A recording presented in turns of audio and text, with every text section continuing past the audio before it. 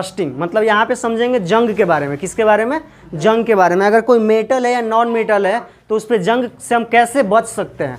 तो यहाँ पे क्या है, पहला इसका जो टॉपिक्स दिया है, large object such as bridge और शिप, मतलब अगर कोई बड़ी वस्तु है जो आयरन से बनी हुई है वो ब्रिज आ सकता है उसमें, पुल देखे हो ना।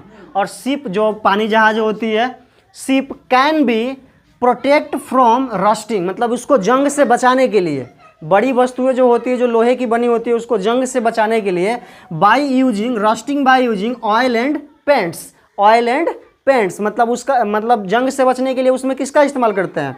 ऑयल, यानी ऑयल का लेप चढ़ा करके और या तो पेंट करके। पेंट कर देंगे तो क्या हो जाएगा, जो मेटल होता है, जो मेटल 2 सालों में चलने वाला 2 साल तक चलने वाला है वो उसकी क्या हो जाएगी, वो 5 सालों तक चलेगा, बचाव हो जाता है।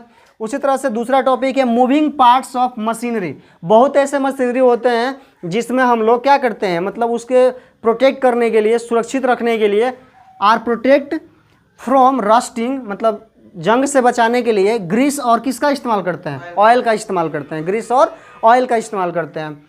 Coating the layer of zinc, ये थोड़ा सा टॉपिक ज़्यादा था तो हम इसको शॉर्ट में लेते हैं। Coating the layer of zinc, आजकल जितनी भी बैटरी देखते हो तुम लोग तो उसमें क्या करता है, वो जिंक लेपित बैटरी आती है। कैसी आती है?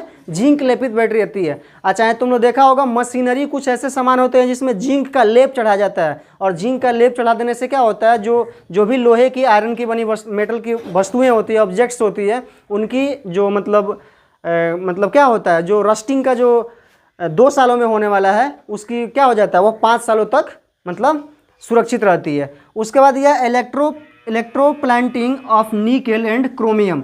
अभी देखते हो कि बहुत ऐसा मतलब विधि होता है, इसमें हम लोग इस सब का निकेल और क्रोमियम से को क्या करते हैं, उस पर लेप चढ़ा देते हैं, विद्युत लेपन जिसको बोलते हैं। क्या बोलते हैं? विद्युत लेपन।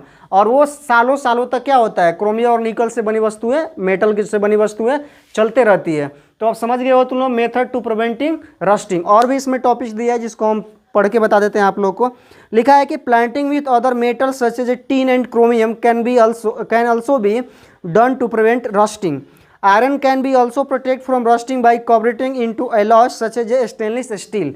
अब इसकी बात करेंगे, एक स्टेनलेस स्टील के बारे में दिया है। तो देखिए, अगर आयरन कैन ऑल्सो भी protect from rusting by converting into alloy such as stainless steel. Iron जो लोहे होते हैं, लोहे को हम लोग आयरन को किस में कन्वर्ट कर लेते हैं, जो आयरन होता है आयरन को हम लोग एलॉय में कन्वर्ट कर लेते हैं। एलॉय मतलब मिश्र धातु होता है। एलॉय मतलब क्या होता है? मिश्र धातु। जो घर में देखते हो टीना का बक्सा, पेटी उटी, बताओ कि टीना के बक्सा, पेटी उटी ज़्यादा दिन तक जंग नहीं लगता है कि लोहा में किस में जल्दी रस्टिंग हो जाएगा? आयरन में जल्दी हो जाएगा, और जो उससे बने एलॉय होते हैं उसमें जल्दी रस्टिंग नहीं होगा।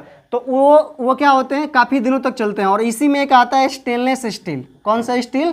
Stainless steel. आप लोग देखे होंगे हाँ, स्टेनलेस स्टील के अंतर्गत वो भी आता है जो डॉक्टरी जो इंस्ट्रूमेंट्स होते हैं ना, कैंची वगैरह, उस पर देखना है कि डॉक्टर ऑपरेशन करने के पानी से धोता है, और पानी से धोता है फिर भी उसमें जंग नहीं लगता है। समझ रहे हो?